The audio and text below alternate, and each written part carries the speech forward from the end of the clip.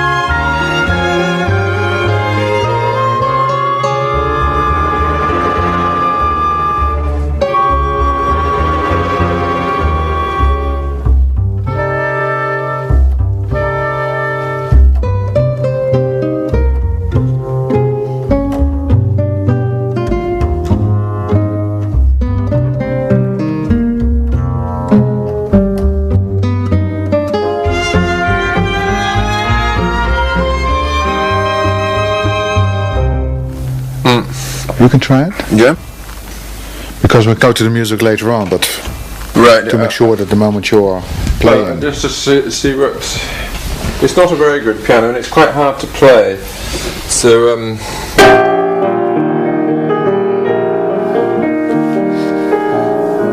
it alright?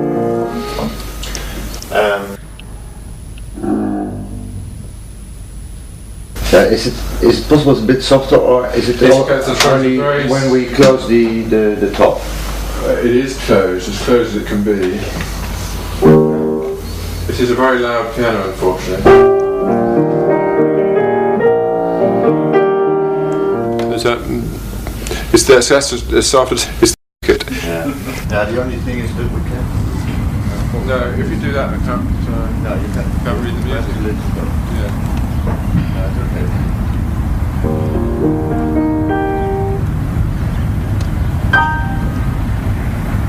This is the first time you saw your wife?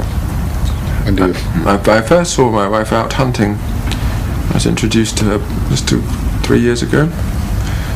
When I flew back, I was teaching in Boston at the time, and I flew back here one Friday night from to go hunting on the Saturday morning, and we were introduced out in the hunting field. I didn't really pay much attention to her, except that 4 weeks later I fell off my horse, and she came and helped me and picked me up and put me back on it again. So we became very good friends then, and gradually I came to feel, some of her naturalness began to rub off on me. You discovered her slowly. Yeah. Yes. Vice versa?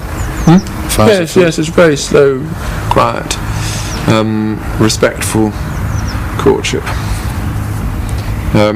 But I always, from the beginning, felt that she did embody some of the serenity that I was looking for.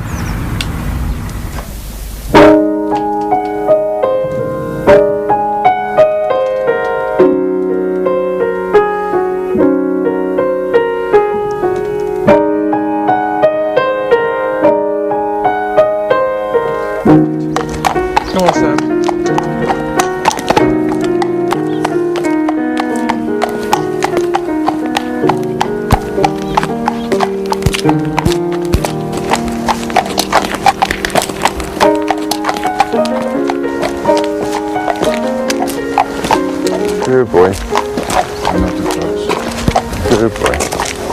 Don't worry about them. Good boy. He's snorting because he's frightened of the instruments. It's all right. Yeah, we're not coming too close. Good boy. Tell me, there in the distance, when I wrote you my invitation letter to participate in Beauty and Consolation,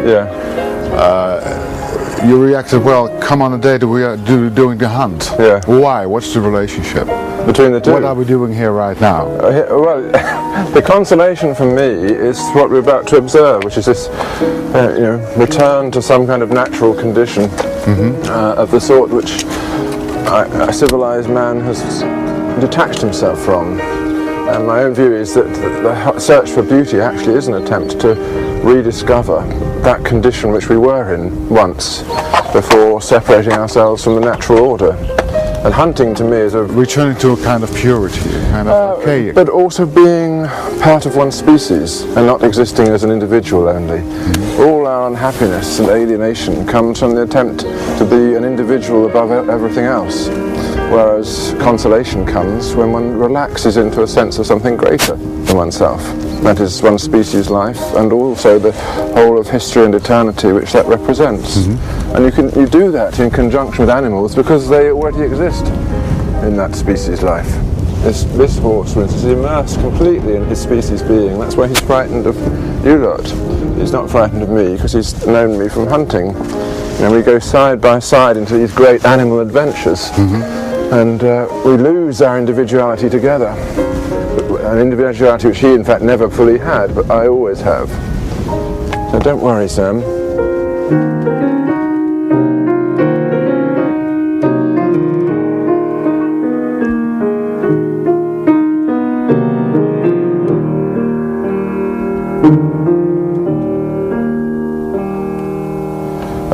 I shall talk later, I think, about beauty and its place in all this. But I'm talking specifically about the hunt now. Yes.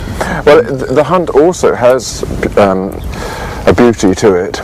Yeats famously said, "How but in custom and in ceremony are innocence and beauty born?"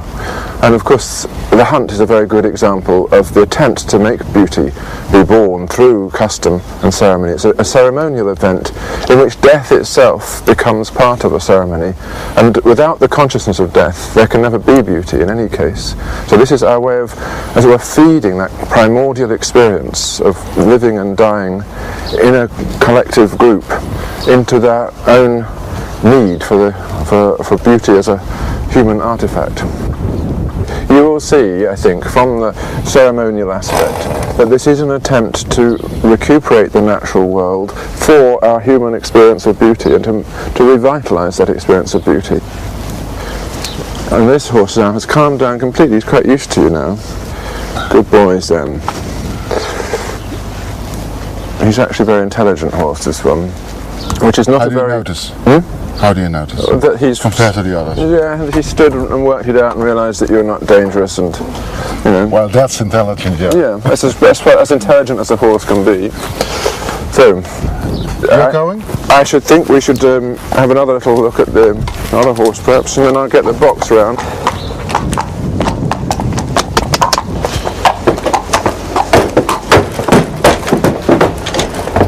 Come on.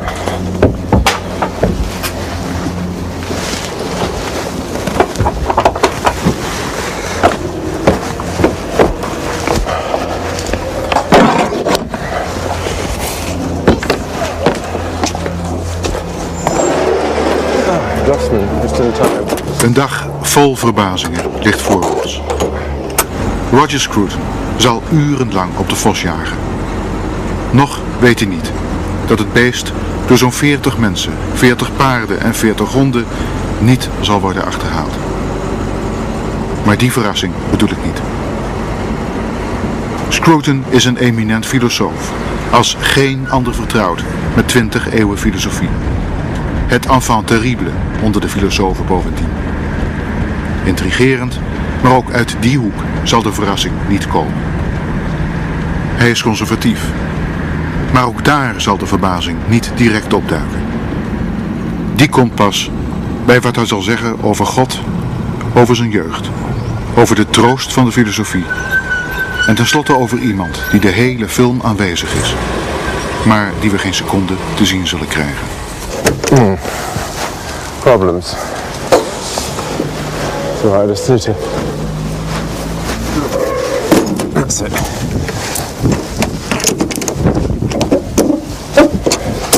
It's getting a bit old, this box.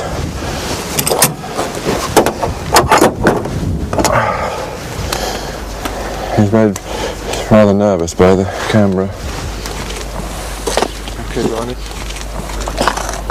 Consolation is something that we human beings seek, but we're the only animals who seek this peculiar, abstract kind of home. Other animals are not in need of consolation, they're in need of food, shelter, warmth, and so on.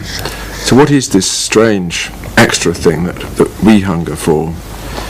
It isn't simply physical comfort, it's a sense of being fully at home in the world, and this seems to imply that in much of our lives, perhaps most of our lives, we are not fully at home if we spend so much of our efforts in seeking consolation. We're, as it were, sundered from our nature and from the world in which we live, in a state of what used to be called entfremdung, or alienation. But perhaps that's a little bit pompous way of putting it, but at least in a sense of wandering, that we're, as it were, detached from what we truly are. And these experiences of homecoming are incredibly important to us. They're the things which give us the sense that after all it was worthwhile, all that struggle that we went through to maintain ourselves as individuals and to show off to each other as individuals, to pursue individual pleasure and individual success. All these things put us at variance with ourselves as well as inspiring us, so that there's a need in all of us to come back to what we truly are and rest there. And I take it that's what we mean by consolation, a kind of, if you like, transcendental homecoming, homecoming from all the bittiness and fragmentariness of our ordinary experience to some condition of peace and reconciliation, of being with the world and with each other that we don't normally possess. Being at peace with the world itself. Being at peace with the world itself and therefore with ourselves. Now, it's very easy to see in this, of course, the inherited religious longing that we have. We are not only the only animals that need consolation, we're the only animals with a religious sense. The only animals who have a conception that life on this world is in some way incomplete, needs to be completed by something. Even in this irreligious and pagan age, this desire to complete our life here with something that is, as it were, not here but beyond, is just as strong. Of course, it expresses itself in other ways, perhaps in ways that we wouldn't naturally approve of, but nevertheless it's always there. And to understand our desire for consolation, I think one must look into the roots of the religious sense. And to me, this... Shall I stop there just for a moment? No, just come on. Yeah? We're talking about religion and consolation in the religious sense. Right. Yeah, the roots of religion lie obviously very deep in us. That there is, in all of us, this need to establish a connection with something greater, something which is not me, it's not you, but in some way comprehends us both. And being a part of a universal drama. Perhaps being that. One of the main characters playing in it. Yes, being part of a drama, but also the drama of one's own life, but also united with others in a community which is, as it were, beyond the living, beyond the community of the merely living, which absorbs us into the full epoch of the species, including the dead and the unborn. And this is something that modern people in particular hunger for, because they have been, as it were, nomadized by their civilization. They've been set in motion by, first of all, the ease of movement from place to place, the ease of movement from one emotional relationship to the next, the ease of movement simply from room to room and from thought to thought, from entertainment to entertainment. Nothing stills them or keeps them in one place for long enough, and yet all the time that this movement is occurring, the hunger is growing more and more urgently within them to bring it to a stop, or to stand back and be at one with things, be where they are, resting, dwelling in the land, as Heidegger would have put it, attached to the place which is theirs, and at peace with the people who are theirs. And this is absolutely essential to us. It goes deep into our species being. It's something that we've inherited, obviously, from many millions of years of evolution. And our sense of the divine is, to some extent, a projection of this, but also a recognition of our inability to create this on our own. We cannot alone, or even in a small group, create this sense of home. It's something that's given to us, inherited, and passed on. And I think the tragedy of our century is that people have lost the habit of inheriting it, and lost the habit, therefore, of passing it on. But not everybody. Now, going back to fox hunting, I take this as a small example, but also a symbolic one, of a way in which people have made themselves at home in a territory. They've established a claim over it, and given themselves a kind of relation to each other which is deeper in the species than the mere day-to-day relations of work, pleasure, entertainment and television watching. It's something which they themselves wouldn't be able to put into words, but nevertheless touches what is most urgent in their being, the thing which all of us really in the end live for, which is that moment outside everyday activity where we are simply at rest with the world.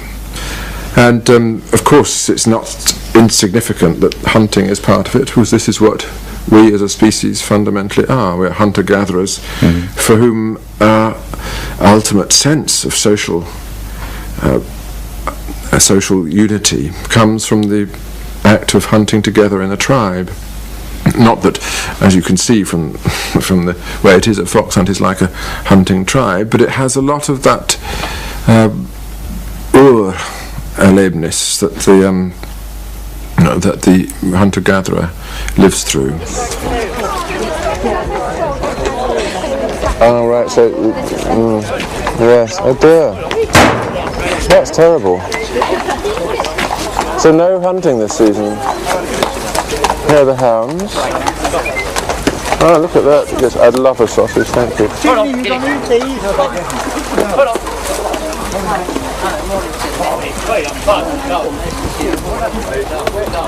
I'll introduce you to the master, who's here. This is the one in the red coat, Bill Reed.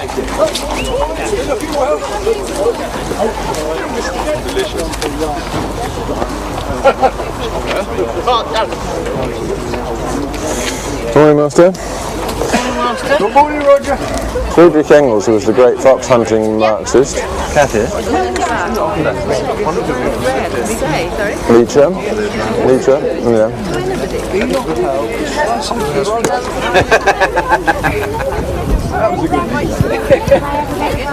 Been absolutely rooted to this little piece of land all their lives, and have always related to the local economy and also to the wildlife. They are part of the wildlife of the region. You know, for them, hunting is absolutely essential because it renews their attachments to each other and to the soil where they are. And if you look at their faces, they're wonderful pictures of what human beings really are when immersed in their species life.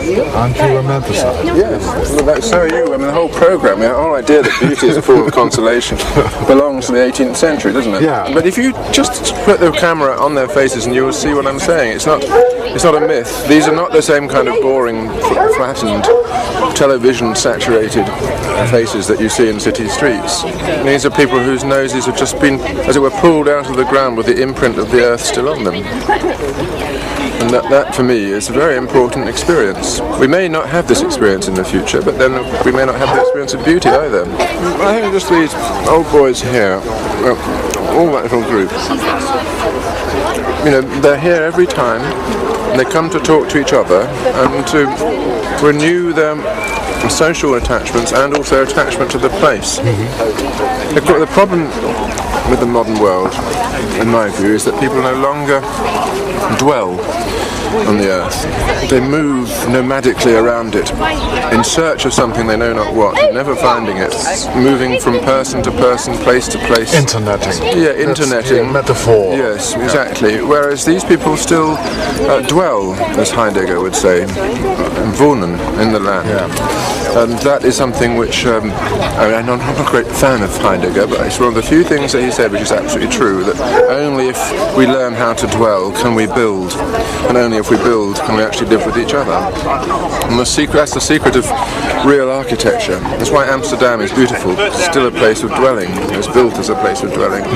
But of course modern architecture is hideous, largely because it's an architecture for nomads who sweep through it like a wind, like pieces of paper on a wind, and then disappear.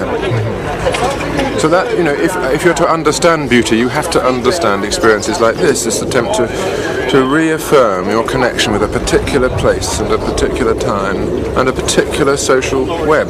There's a kind of Marxist approach also in what you're saying. Not everything that Marx said the was wrong. autarkic way of life, the common people, being the symbolization of beauty and consolation. Consolation means it's a little bit dangerous. You Dutch are always afraid of things. That's the trouble. I'm not afraid every serious idea is dangerous.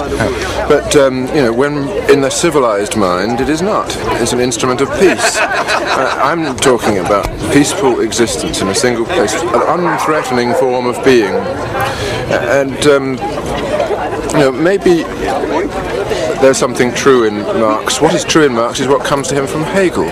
That there, in all of us, there is this desire for homecoming, Heimkehr, about which Hölderlin wrote so beautifully. And that is where consolation resides, where we find ourselves having ventured out into all these dangerous experiments of individual living, at last coming back and swallowing all our pride and humbly acquiescing in a social order which is bigger than ourselves. And that's what this is all about to me.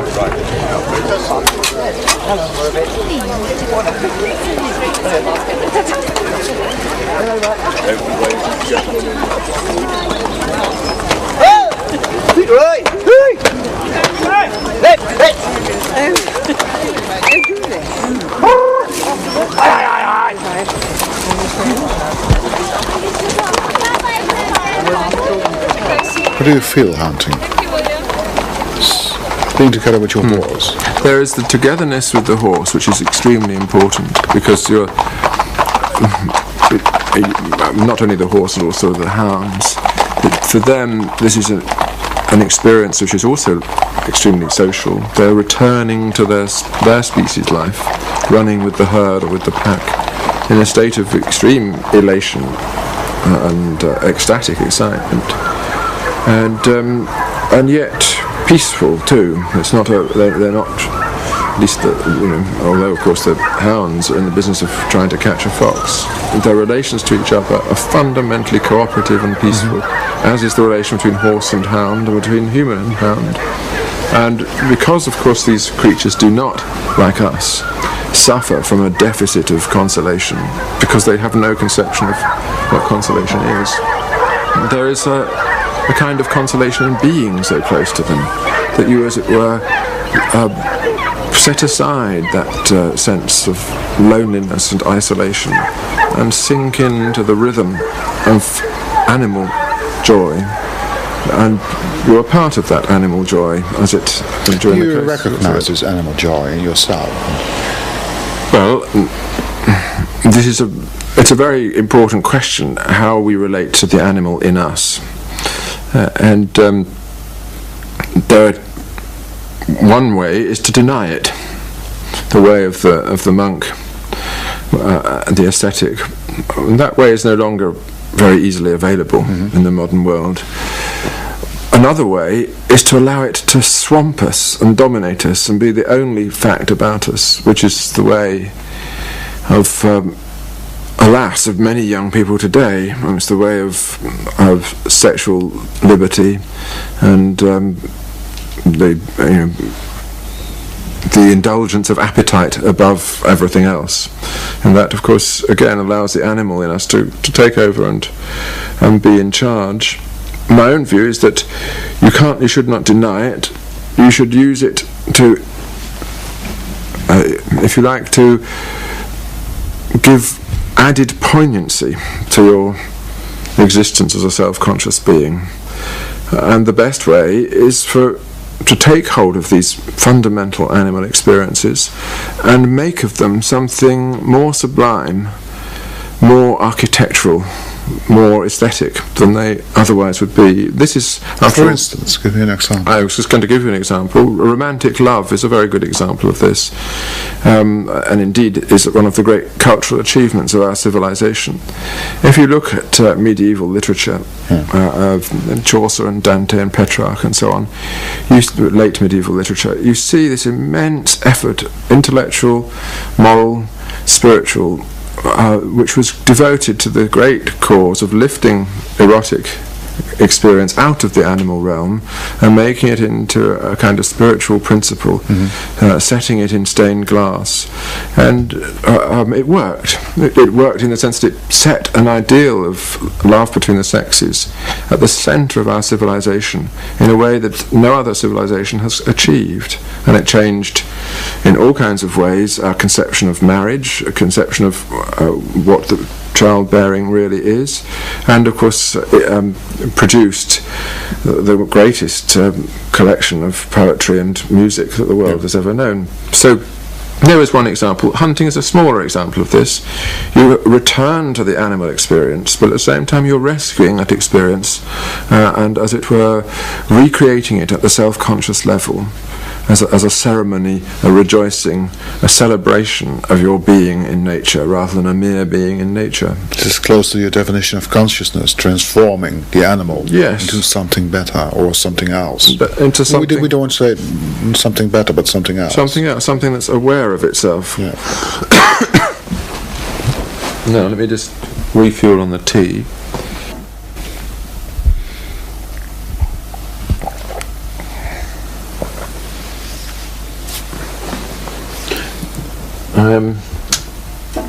I can't really smoke and speak at the same time. So, you want to smoke or want to... Let me have a few puffs of the cigar. Is that enough on religion? We could go on to talk about beauty. We haven't actually said anything about that. But, okay.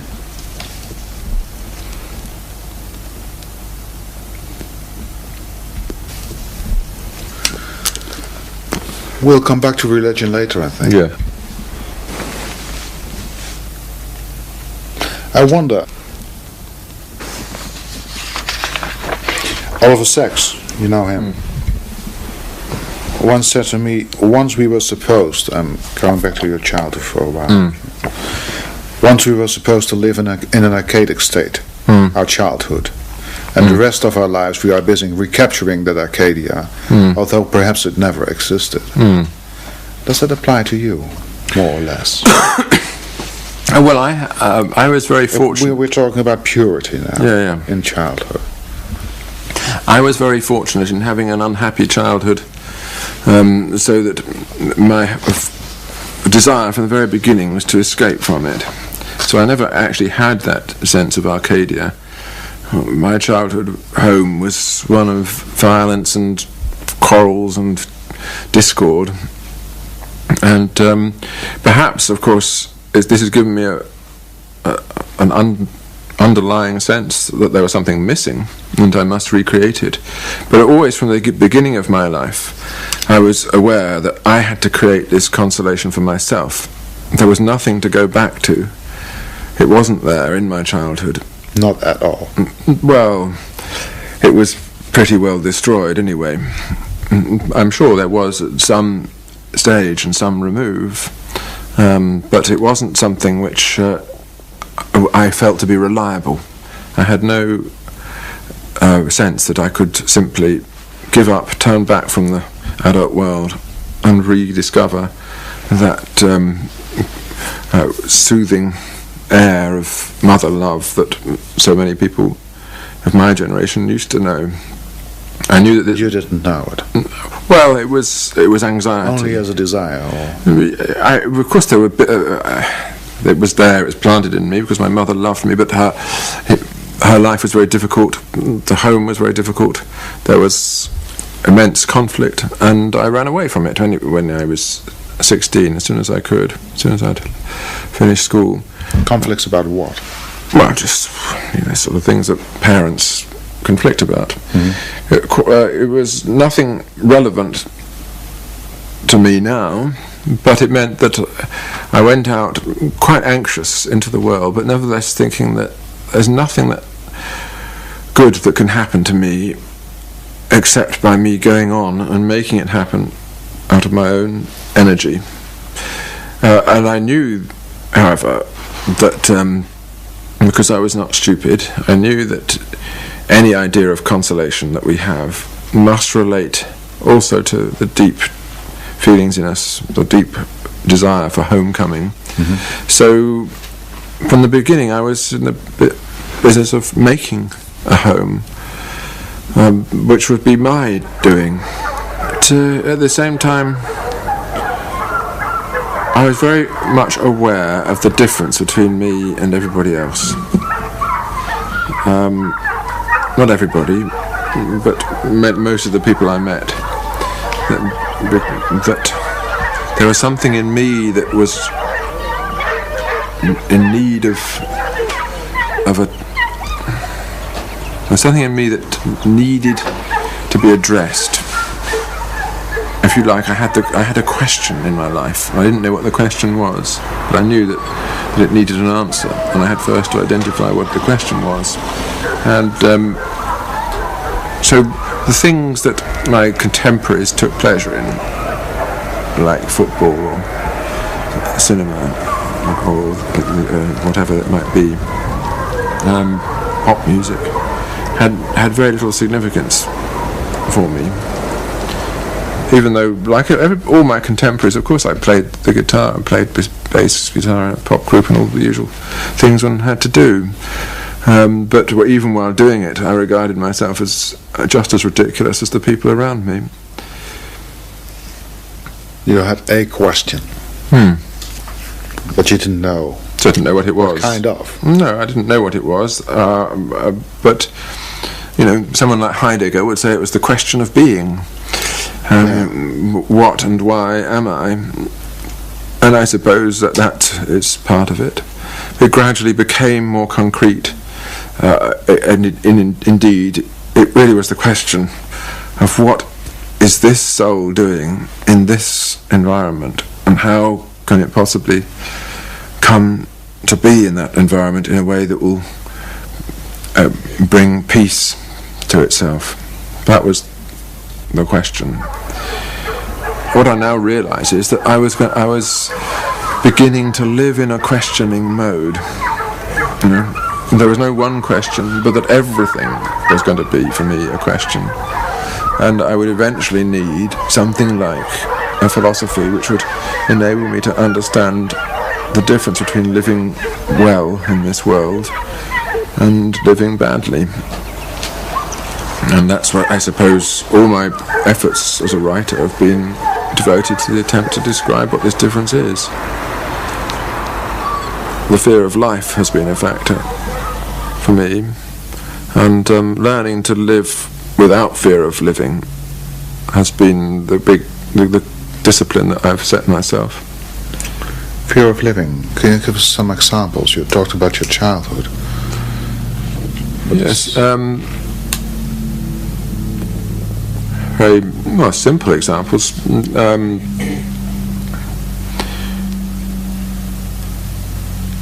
Being afraid to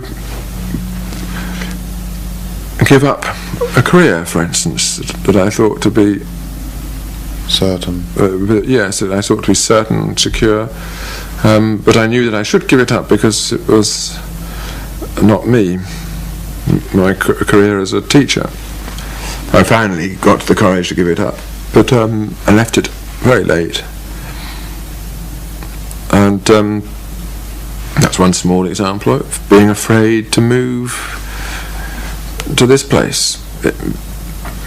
That's a simple thing, but being afraid also to go out and do things which I felt I should do, because there was a risk attached. Being afraid of people, being afraid of friendships, being afraid also of enemies. All these are fears which I've had, and had to discipline myself to overcome. And this is relevant to the theme of consolation, because when you're confronted with this sort of fear, you might run from it into false consolations, things which are not real consolations, because they involve no overcoming. Such as? Drink. Yeah. Is a very good one. I mean, I've always had a deep sympathy with wine. To me, it's one of God's greatest gifts, and the proof of the Christian religion is that it's made it into God itself. But that, I suppose, is a Greek influence.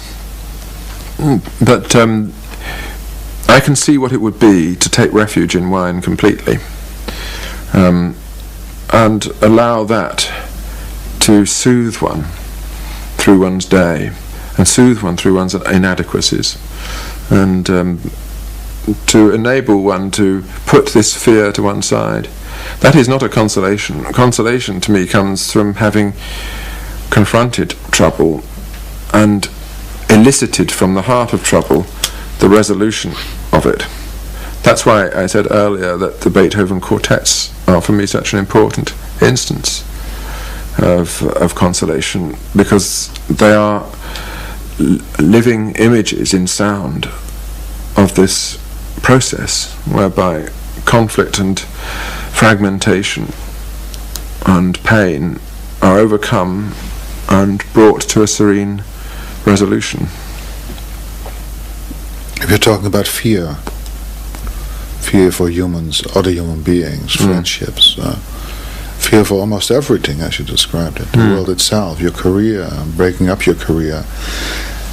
Can you describe what fear are you talking about? Are you talking about a period in my life I was panicking, real panicking, for 2.5 years, every second, trying to get away from it, didn't succeed. Fear was running with me.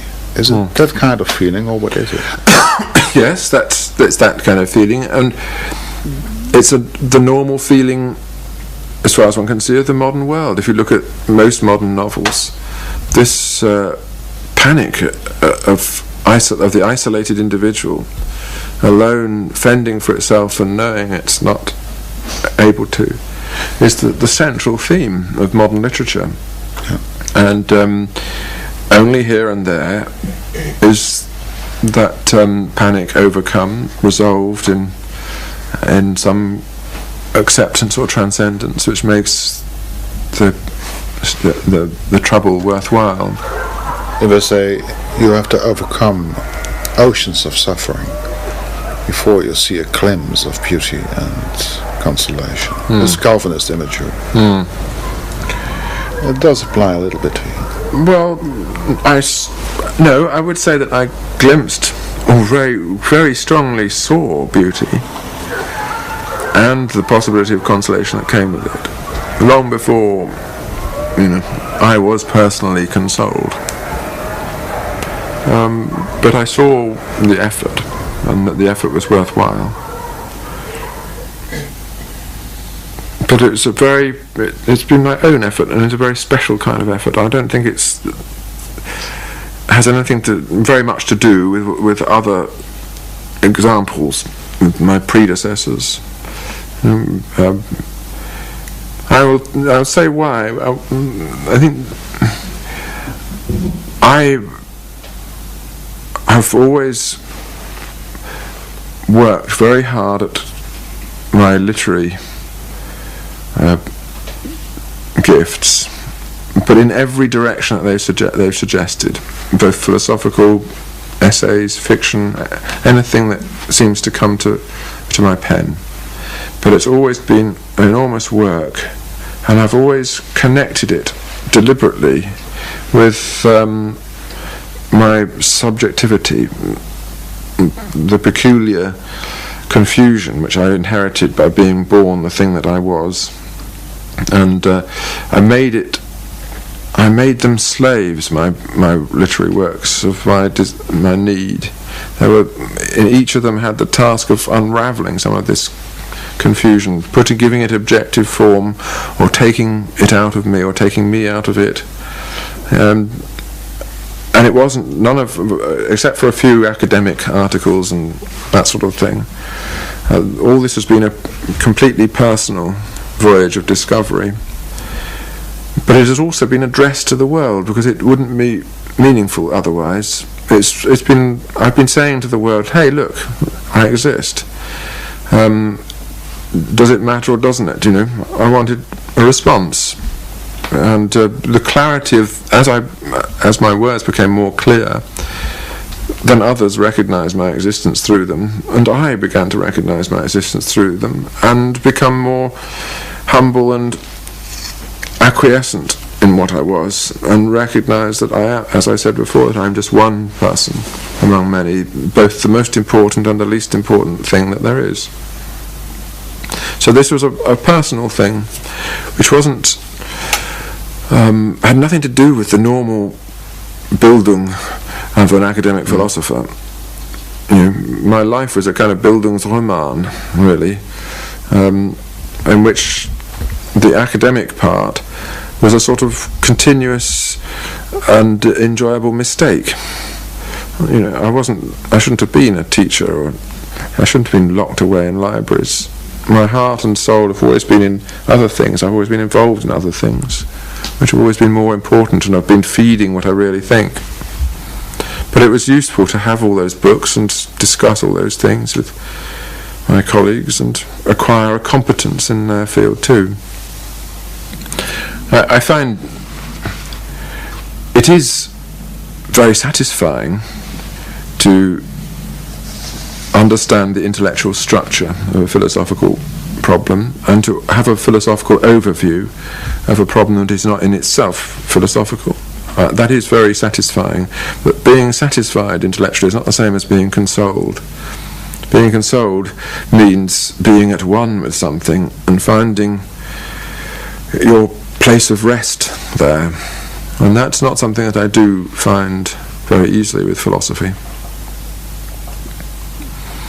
The philosophers that I owe most to intellectually are Kant and Wittgenstein, I suppose, neither of whom I find consoling to read, although I suppose Kant's moral philosophy in the end is sublime, and it does give one a vision of what is possible, and so has something of that consoling power. But that in Plato too, obviously in the last days of Socrates, the last dialogues about Socrates, you see a wonderful image of what philosophy might be, by way of a raising of you above the mortal concerns, and an irradiation of the soul by a divine light. And that is a wonderful vision, but it very rarely comes to you just through philosophy alone. On the other hand, I would hate to be without philosophy, because I know that I wouldn't understand many things that I need to understand in order to live, as it were, in friendship with myself. And that task... You're describing it more or less, and this is not the first time, as a kind of therapy. Yes. It's not just a therapy,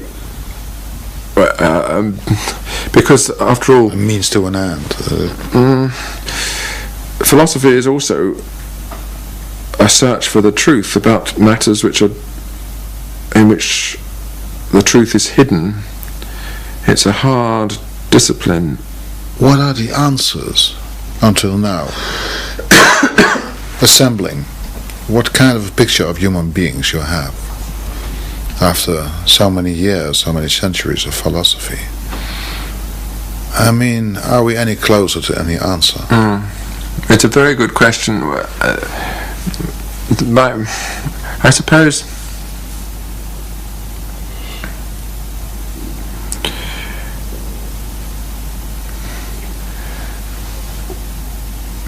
suppose I would say that with Spinoza that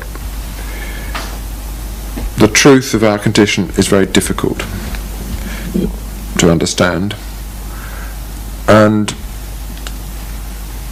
like everything worthy of knowledge, it's as difficult as it is rare, as he says at the end of the Ethics. We achieve understanding anew in every epoch, and it takes the greatest of intellectual and cultural effort to do it. This is what civilization is for, to achieve this self-understanding.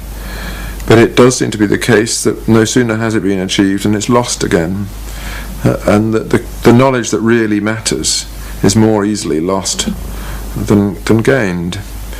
We can gain easily piecemeal knowledge of this and that, and build up whole libraries of piecemeal knowledge. But the conception of the why and what of human existence dawns on people only at the apex of their endeavours, and once it has dawned, it is usually then eclipsed straight away by ignorance.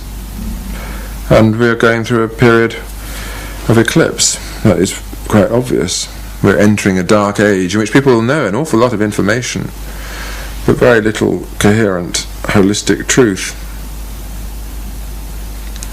And this has happened before, many times. But the wonderful thing is that it's still possible to gain a vision, to stand on a little peak, not perhaps the peak on which, say, Spinoza stood, or Plato, but nevertheless a peak of one's own, and look across at all this sea of ignorance and confusion and hysteria, and smile at it. Compared to the 14, 15-year-old, looking for the question, did you succeed in finding some reasonable or consoling answers concerning your own childhood till the moment you left home? I wasn't, no, I mean... Was part of the enterprise reconciliation yes, with that childhood? In the end, yes, reconciliation with everything. There is an image of consolation which has been very influential in our civilization, in particular in the modern period, which you find in Hegel and Hölderlin and the Romantics generally, but also in people like Marx, of an initial condition of oneness, what Hegel called unmediated unity, from which we diverge by some outward-going process, objectification, Entfremdung, and so on, and then we overcome that through a dialectical synthesis and rediscover that original oneness, but in a, as it were, transformed and self-conscious state. And that's the image that drives Hegel's philosophy, and it's a very powerful image. Of course, it has its origins in the myth of paradise and the fall and the redemption, and which is perhaps a myth far deeper than any one religion. It goes to the heart of what we are, and I suppose the true power of religion is that it makes death itself into that final redemption, so that you do come home at the very moment when you leave all your sufferings behind. Now, without going into that religious expectation and hope, I think that in this world, once you've seen, once you've experienced this fragmentation and alienation, which intellectuals always do, feel that you're under an obligation then to look for that process of reconciliation, whereby you rediscover the oneness which you once had, or perhaps, if you've never had it, that you invent it for yourself. You invented it. Yeah. And I think that you must do that, otherwise you're a trouble to others. Intellectuals in particular are a trouble to others when they haven't achieved that serenity in themselves. And that's what, going back to what we were talking about earlier, that's what it seems to me is the real evil in people like Lenin and Hitler, is that the trouble in themselves is something which they have not regarded as their own problem, but projected it onto the world and wanted to find, by reorganizing the world, the unity and serenity that they could only ever find in themselves. And my view is that we're under an obligation, once we understand this, to find that serenity in ourselves, so as no longer to be a threat to others. Did you find it? Yes. Serenity. Yeah. Describe it, because it's one of the key words to beauty and consolation. Right. Well, serenity comes... I could like to define it. Can I have a little break? Describe it. Want to have a little break? Yeah, have a break.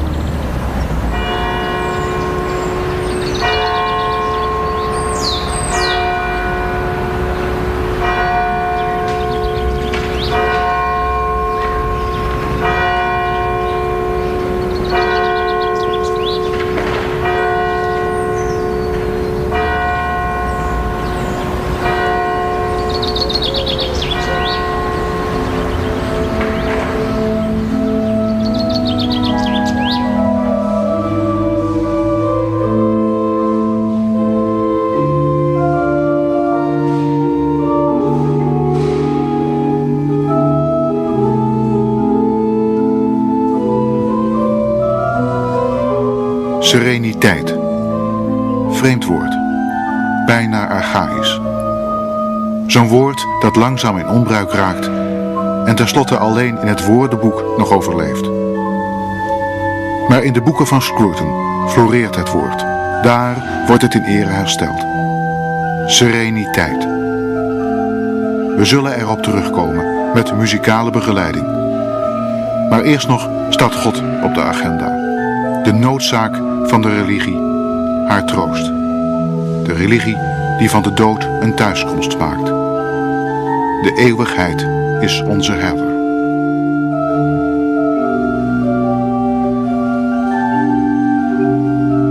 I play the organ in church every Sunday because I'm the organist here in the village. So I always play Bach then, but my fingers are too rusty to play Bach very well. Beethoven has always been a great love, Chopin too, and Mozart. Waar vind je nog een filosoof, vandaag de dag, die ongegeneerd in God gelooft? Althans, in de noodzaak van het geloof in God.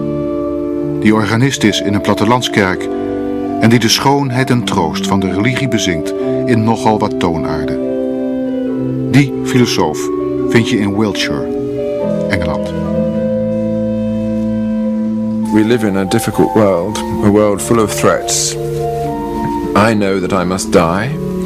I need to face up to that particular fact. I know that the civilization in which I live is in a very unhealthy and distressed state, without knowing why, that it's lost all conception of its own unhappiness, so to speak.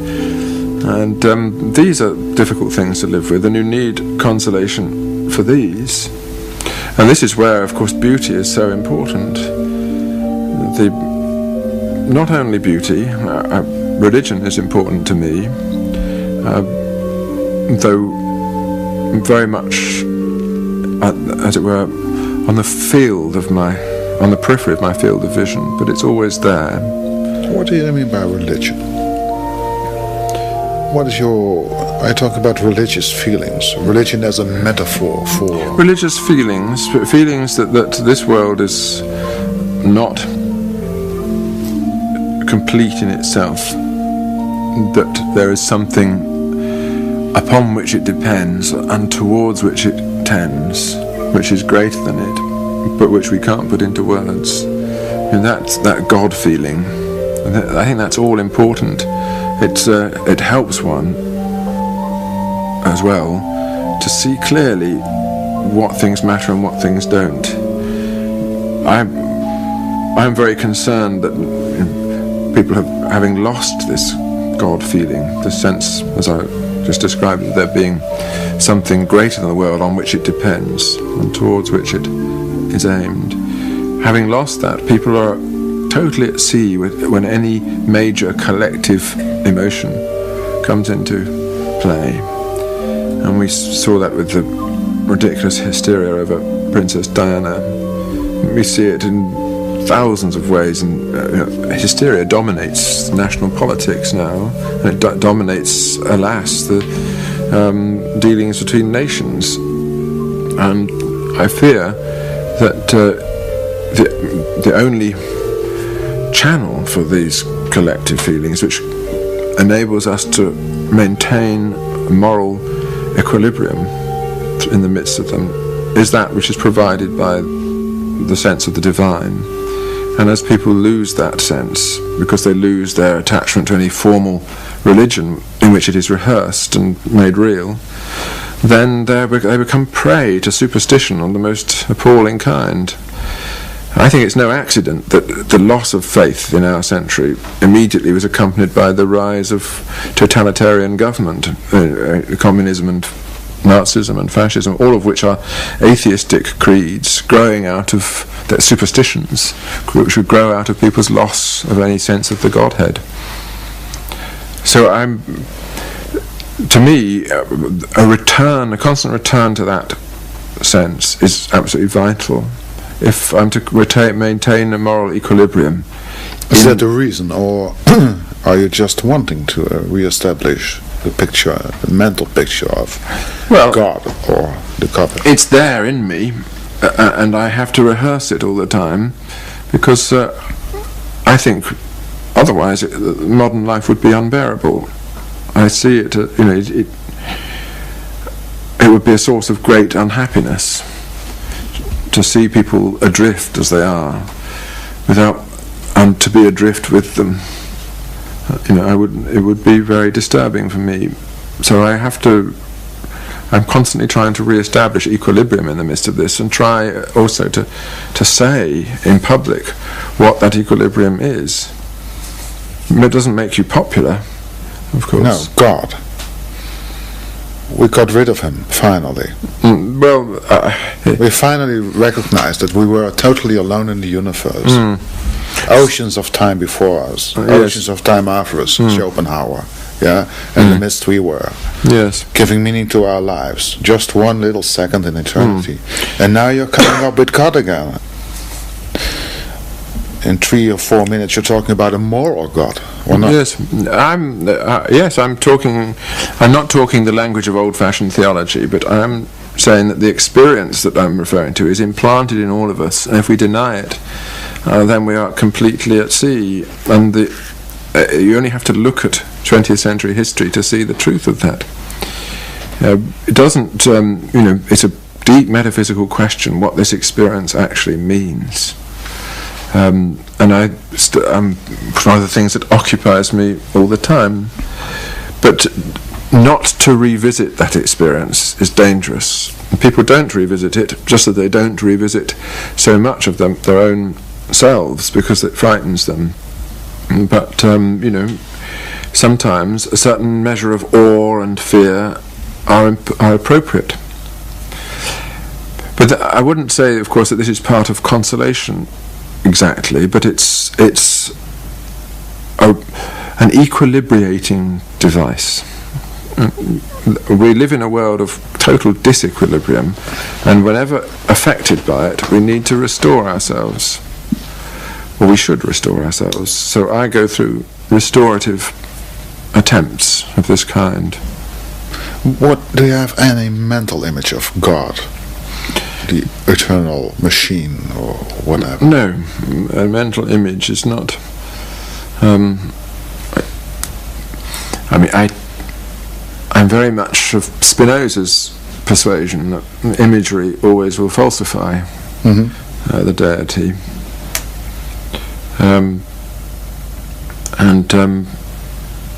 One should learn to live beyond imagery. What kind of a personality is he, she? Only by revelation can you really grasp this, because you're trying to grasp the whole of things, whereas we are only given insight into tiny parts. But why not take the experience that we have of each other and say, at least in this little part, I can see how personality shines through mere things, as it does when I look into the eyes of somebody whom I really love. Why not think of it in that way?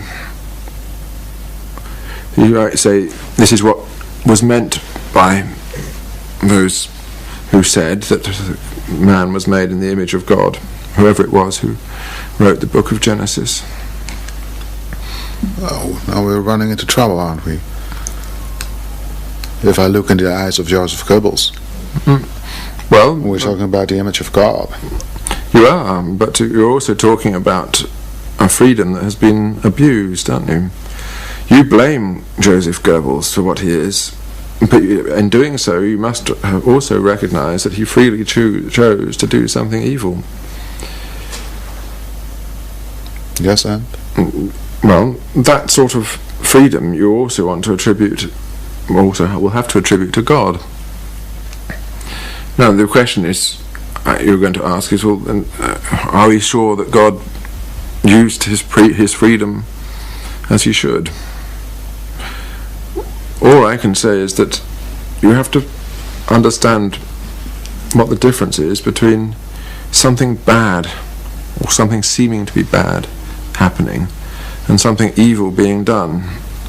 All the evil in the world, in my view, is traceable to human choice.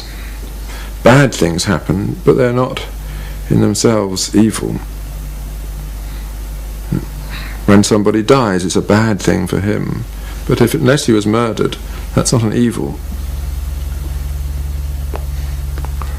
I don't want to exonerate God either. It's not my business to produce a theodicy.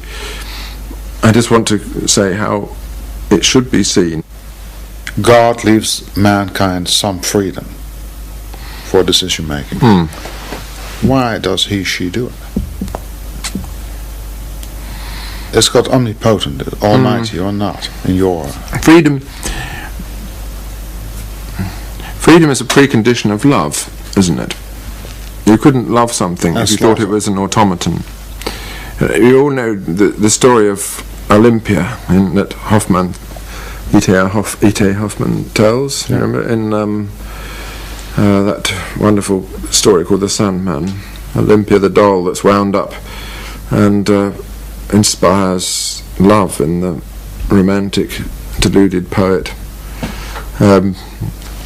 Of course, the whole point of this story is that if you ever did come to see somebody in that way, love becomes ridiculous. Love towards the automaton. Brilliantly put across by Offenbach in Tales of Hoffmann. I don't know if you know that opera. Well, likewise with a human being, if you ever did lose the belief in their freedom, then it would be impossible to love them. And one assumes, I'm not a theologian, and I don't want to talk theology, but one assumes that it's an elementary truth of theology that God created us free in order that we should love him, and that he should love us. And what would be the point of creating a load of automata just to play around with dolls? Are you talking about a kind of Socinian God? A God evolving with us in time? Not only a God who wants to be loved, but a kind of Humpty Dumpty who has to be helped. No. The question is, he has no need of us, except insofar as he has a need to love. He created us in order to be loved. But to say he created us, of course, is to say that we're not part of him, which we are. We're part of that thing which he is.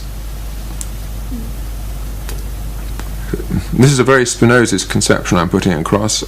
Put it this way, I don't have a clear theological conception, such as a priest or a doctor of the faith would have. I can't answer all these questions. If we see our presence in the universe at this very moment in time for 60 or 70 or 80 years as one whisper, and we can't give meaning to our own lives because there are no preconditions, there is no God, there is no moral statement in the universe itself, of the universe itself. Isn't that more challenging than returning to the old idea of a moral God who needs us to? If you want to live your life being challenged, that's fine, but we want to be consoled. Yes. No, I mean, so there are a lot of things which are more challenging than my worldview, but it doesn't follow that they're, for that reason, more true. And it's possible for someone like Rilke to live with a kind of death of God feeling, to say to himself, for God has been taken from the world along with so much else. I will now remake everything according to my own inner light and find consolation there. And to some extent that's what I do. But not everybody is Rilke. Most people deprived of this kind of consolation don't rise to the challenge at all. They sink a long way beneath it and live without that aspiration to be something better that they would otherwise have had. So I'm very much opposed to taking this sort of thing away from people. If you lose it yourself, then of course that could be regarded as a misfortune, or you might regard it as a great liberation, as Nietzsche tried to do. But that's your problem, you deal with it. And I have my own way of dealing with it, and I think I have dealt with it, and worked my way back to something, not really the God of organised religion or anything like that, but I've worked my way back to something like the God idea. I'm given it a place in my life which enables me to stand to some extent in judgment on myself, as I think I should. If I say afterlife.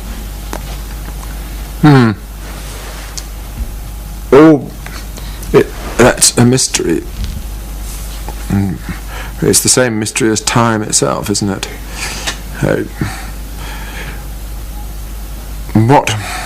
What we are only here and now. Yeah. But here and now is also eternal when properly experienced. It is, Mr. Scruton, but after 60 or 70 years you are dead and buried. That's it. The world goes on, reality goes on, time goes on. That may very well be true. But look at it another way. Those 70 years that were given to you under subspecie eternitatis, they haven't been taken from reality. Nobody in the future is going to revisit them, but you will revisit them because they are yours. You won't revisit them in time, but that time is yours and is yours eternally. And this is what Nietzsche should have meant by eternal recurrence, that you should live each moment of your life not as though it were a fleeting moment, but as though it were eternally there, fixed, made what it is, but fixed, as it were, in another dimension. And that is a consoling thought, because after all, in this time, in time as we experience it, after death you are no more, and therefore you lose nothing, nor do you gain anything. And there is nothing for you to miss. But in these 70 years you have everything, and it will be there always. Those are your 70 years. And how to envisage that? You can't envisage that without you. You can't envisage those 70 years from a point of view outside them, in which you are not. Any perspective that you can have on them is a perspective which will show them to be eternally there with you. And you will never lose them, except by losing yourself. So it's up to you to live them well. And when Dr. Faustus in Christopher Marlowe's play says, "This is hell, nor am I out of it," that's what he means. His pact with the devil has translated his world into hell by the very fact that it's now based upon a compromise of his being, a surrender of his freedom to a force which he detests. Anyway, that's slightly mystical, but what's the point of philosophy if it doesn't enable you to say mystical things? Why is it that so many people are longing after a wonderful paradise, an afterlife, eternity? Do you understand it? I'm not talking about the view of Nietzsche now. I'm talking about the everyday view of people going to a church, longing for eternity, eternal life. Well, it's a parable of that eternity is what they have. It seems to be looking for consolation, is it? Yes. Of course. When people lose that longing for paradise, they start instead longing to win the national lottery or something. They engage in vulgar, secular versions of it. I mean, it's in all of our nature to long for the compensation for what we have not had, and to think that finally there'll be given to us that which we've always wanted. But it may be that that is the only way that many people can live properly, by holding in front of themselves this ideal and trying to earn it. But of course it doesn't stand up very easily to examination. But there's nothing vulgar or silly in wanting that. And after all, the greatest trial that all human beings have to confront is that of death. How to accept the fact that that I will die. What is it that how should I think of myself in order to do that? I've just given a way of thinking of it, which makes it easier for you, people like you and me, to confront this. But it wouldn't make it easier for many people. They need something else.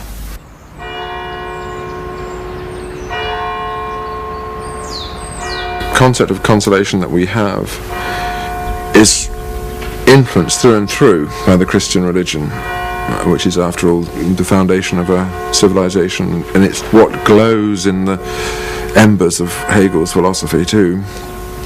And this presented us with this extraordinary image of consolation through loss in the death of God himself on the cross, and most extraordinary voluntary renunciation of this life and acceptance of the most painful form of death, which in itself perhaps has a tragic quality to it, but also is a redemptive story. It's a story about the redemption of the soul through this repudiation of earthly things. It has been the central image of consolation in our tradition, and it's a most extraordinary idea. For you, it remains a kind of ultimate symbol. Yes, of a yes. And why? That there is a path of renunciation, which is also an acceptance. It's not a path that I have the strength to take. Why should we accept? Father, forgive them. Come on. But why should we not accept when we have to? We have two choices. One is to go towards our end, accepting it. The other is to be dragged kicking and screaming towards it, but it's the same outcome either way. The only thing that we have the freedom to do is to achieve the serenity beforehand, which comes from willing sacrifice. So I think that this is a model of rational conduct.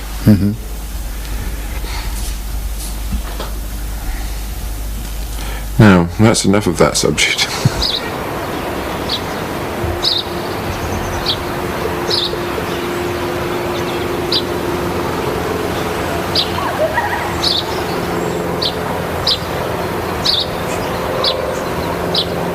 We kunnen sereniteit bereiken, zolang we onszelf willen opofferen. Daar is het weer. Dat woord dat al bijna middeleeuws lijkt, maar dat voor Scruton een sleutelwoord is geworden. Is dit sereen genoeg? Een verre buurman die hooi aan de riek steekt en het verbrandt. De rook die over de daken het dal inwaaiert. Scruton vraagt of hij al piano moet spelen. Nog niet. Zometeen. Laten we eerst terugkeren naar dat ene woord. Dan komt de muziek vanzelf. En met de muziek mee komt Sophie. Let maar op. Ook al ligt ze, terwijl we direct en indirect over haar praten, boven ziek op bed.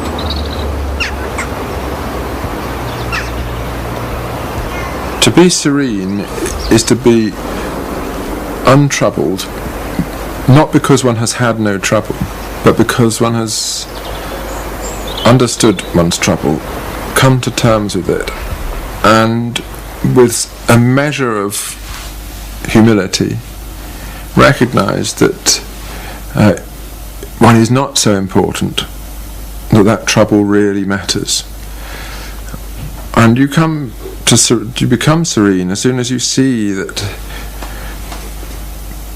not only are you the most important thing in the world, but you are also the least important thing. That you're the most important thing to you because you are all that you have, but you're also no more important than that implies.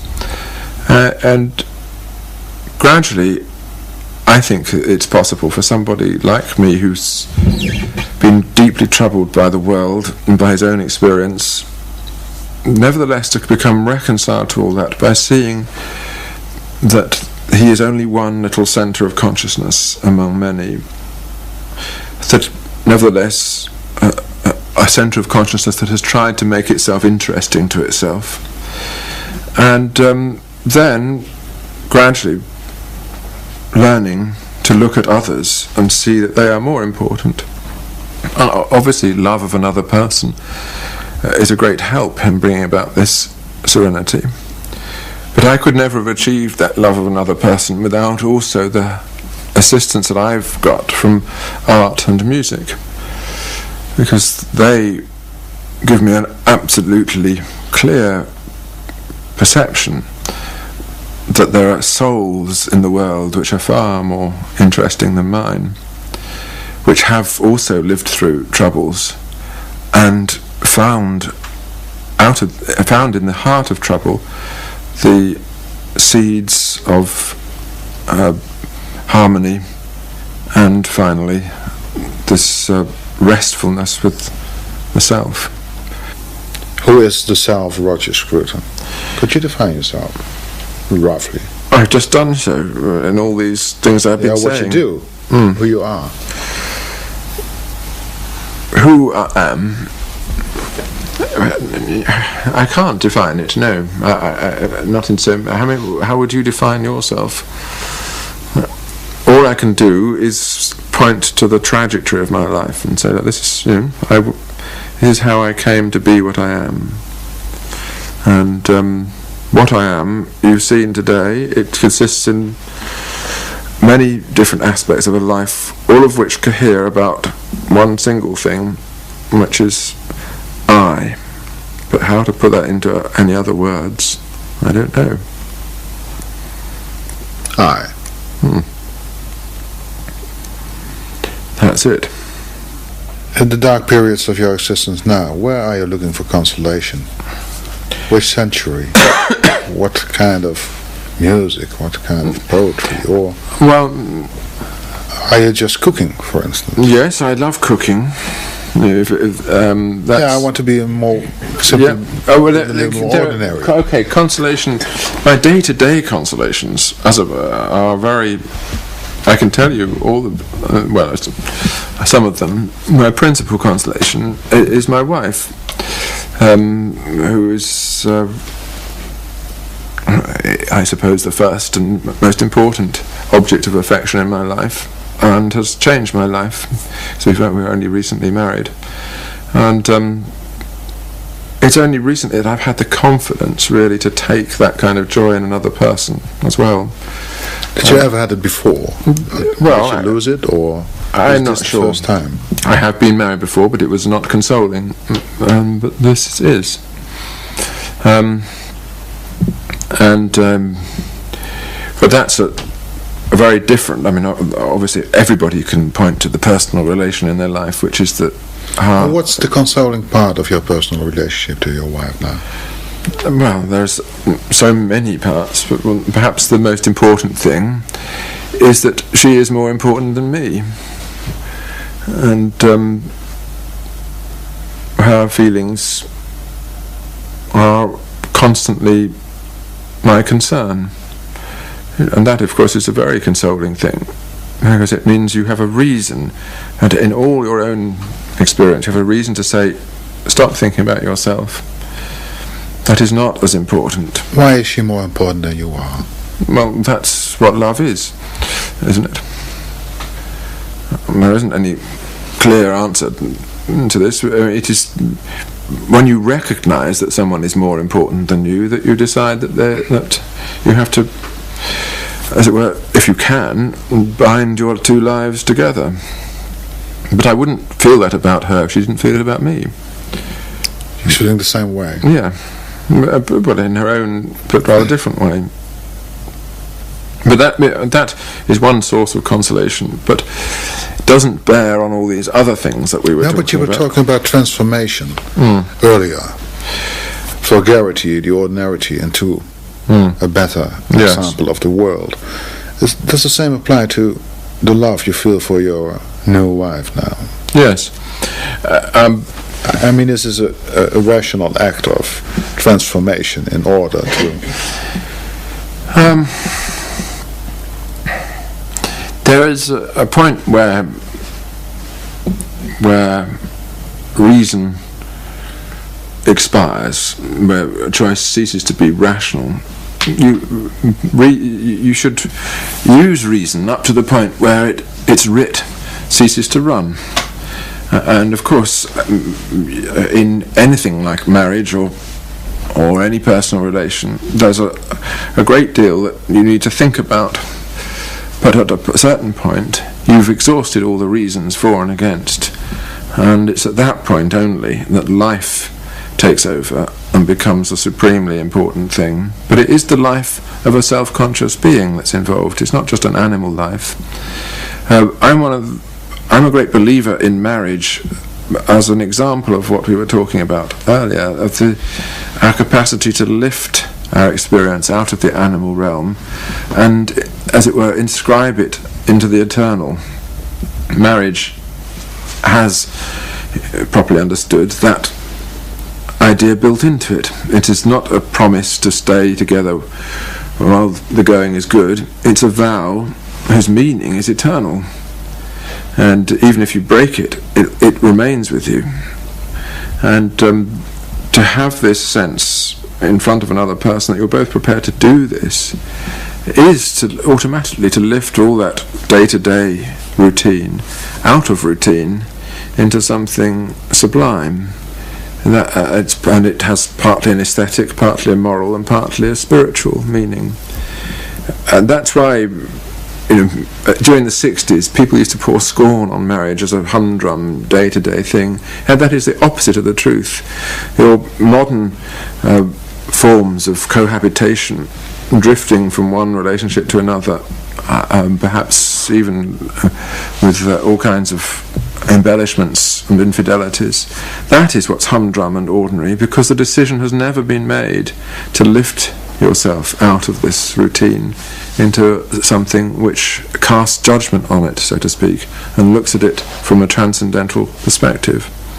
So nothing that happens in marriage is drudgery or meaningless or simply routine. Everything is part of a creative endeavour to be something higher than yourself. So that is one of my consolations, and there's very little that can compare with that. Isn't it enough, the way you're describing indirectly your wife, the relationship with her?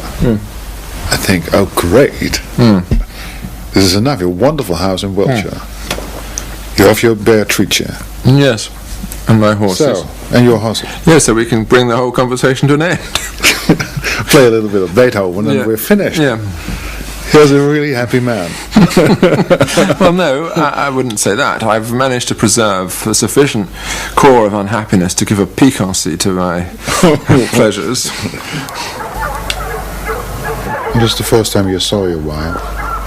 I first saw my wife out hunting. I was introduced to her just 3 years ago. When I flew back, I was teaching in Boston at the time, and I flew back here one Friday night to go hunting on the Saturday morning, and we were introduced out in the hunting field. I didn't really pay much attention to her, except that 4 weeks later I fell off my horse, and she came and helped me and picked me up and put me back on it again. So we became very good friends then, and gradually I came to feel some of her naturalness began to rub off on me. You discovered her slowly. Yeah. Yes. Vice versa? Yes, it's very slow, quiet, respectful courtship. But I always, from the beginning, felt that she did embody some of the serenity that I was looking for. She presented me an image of serenity in herself, which I tried to transcribe in a little portrait into music, into a little piano piece, which would convey something of her composure and orderliness, and also hint at what she is in her appearance. It contains a little quotation from Debussy, from La Fille aux Cheveux de Lin, because she has flaxen hair too. What is it called, this particular piece for you? Boreas blows not. It's a quotation from Herodotus. Boreas, the north wind, blows not through the young virgin who lives alone in the house with her mother. Because at the time, Sophie was living alone in the house with her mother, so it was a description of Boreas, the north wind, refusing to blow, or unable to blow through this little secure little cottage.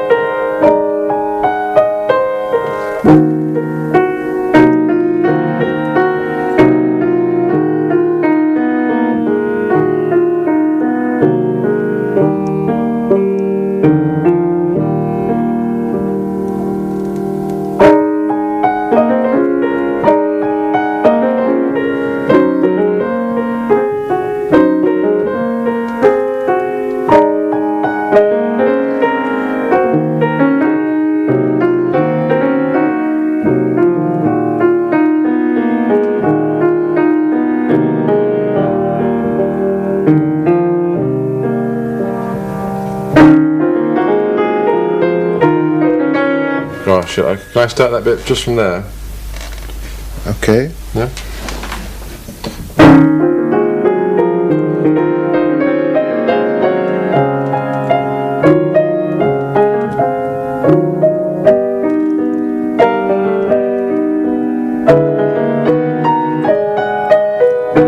Because I was not stupid, I knew that any idea of consolation that we have must relate also to the deep feelings in us, the deep desire for homecoming.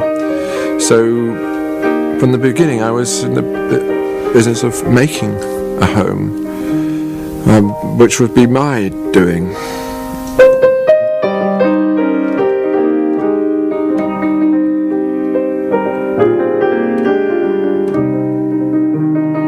Came home finally here in Wiltshire. Home. What kind of a home is it compared to your childhood? Well, my childhood was in a little semi-detached house by a railway line,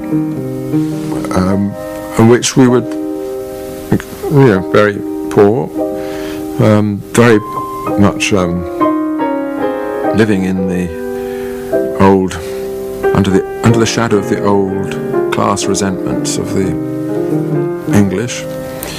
It was a world of darkness or twilight. It was a twilight world, and it had nothing to do with this. This is this here is created by books and music in the middle of a countryside which I love, and among people doing innocent, old-fashioned things with animals. That's as far as one can get.